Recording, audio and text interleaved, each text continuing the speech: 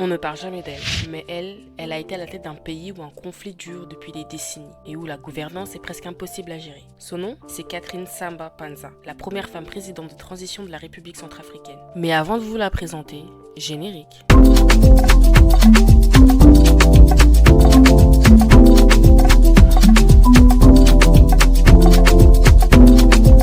Catherine Samba Panza, née Catherine Souga le 26 juin 1954 au Tchad. Cette femme est originaire d'un pays où règnent les conflits interreligieux entre les groupes armés chrétiens appelés les Anti-Balaka et musulmans les Séléka, semant le chaos dans le pays. Catherine, en tant que première femme présidente du pays, a pu durant son court mandat instaurer une lueur de réconciliation et d'espoir, gagnant même le surnom de Mère Courage. Mais plongeons d'abord dans son enfance. Catherine Souga est la deuxième d'une famille de 6 enfants, d'un père comptable, camerounais et d'une mère centrafricaine. Elle grandit à N'Djamena, au Tchad, mais à l'âge de 16 ou 18 ans, la famille s'installe à Bangui. En 1973, elle obtient son baccalauréat A4 au lycée d'État des Rapides. Elle étudie le droit des sociétés à Bangui, puis s'envole pour Paris où elle étudie le journalisme et le droit. En 1981, elle obtient un diplôme d'État supérieur spécialisé, DESS, en droit des assurances à l'université Panthéon-Assas. Avant de retourner en Centrafrique, elle démarre son premier métier en tant que souscriptrice pour l'agence d'assurance préservatrice foncière. Se marie et divorce de Jean-Claude Sapo, avec qui elle aura 3 enfants. 1984, de retour sur le continent, elle reste dans le secteur des assurances en rejoignant la compagnie africaine d'assurance de Centrafrique pour ensuite intégrer la filiale AGF Centrafrique Assurance où elle travaille pendant 18 ans. En 1990, elle devient Madame Samba Panza en épousant Cyriaque Samba Panza qui était un ancien haut fonctionnaire du gouvernement. Catherine veut plonger dans l'entrepreneuriat. Elle fonde sa propre société de courtage, CSP Assurance Conseil. Mais la corruption a mis fin à son entreprise. Elle retourne dans le salariat à la fin des années 2000 et devient directrice générale de la société Grace Savoy, une autre société de courtage jusqu'en 2013. Samba Panza a aussi son côté activiste. Son sujet, le droit des femmes. Elle n'hésite pas à s'affilier avec des groupes de défense des droits des femmes et l'association des femmes juristes de Centrafrique. L'objectif est de venir en aide aux victimes de violences sexuelles et de combattre les mutilations génitales féminines. Pour elle, il faut que le gouvernement africain soutienne davantage les entreprises tenues par des femmes. 2003,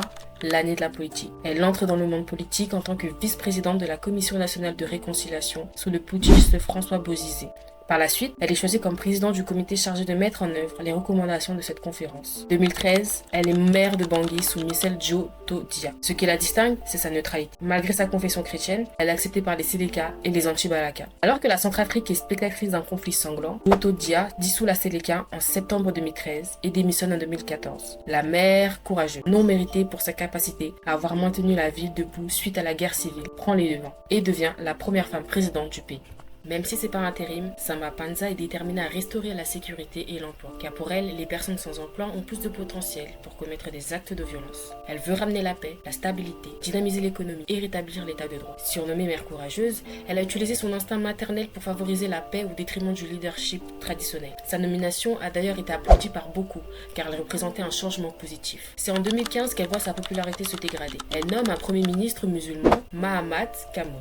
Mais celui-ci n'avait aucun lien avec la Séléka. Mais 2015, elle crée un tribunal spécial avec les Nations Unies pour juger ceux qui ont commis des crimes, peu importe le camp. Résultat, les violences reprennent et des manifestations violentes éclatent pour exiger sa démission. À la fin de son mandat en 2015, elle est remplacée le 30 mars 2016 par Faustin Archange Touadéra. Des objectifs non atteints, non pas par incapacité, mais à cause d'un contexte complexe et d'un laps de temps serré. Catherine Samba Panza nous enseigne que même si nous tentons de mener à bien des actions, le contexte peut être un frein à notre vision. De ce fait, nous devons avoir la capacité d'être souples, de nous adapter et pourquoi pas d'échanger de trajectoire. Si tu crois au pouvoir des femmes dans le continent, abonne-toi pour plus d'histoires inspirantes comme celle-ci.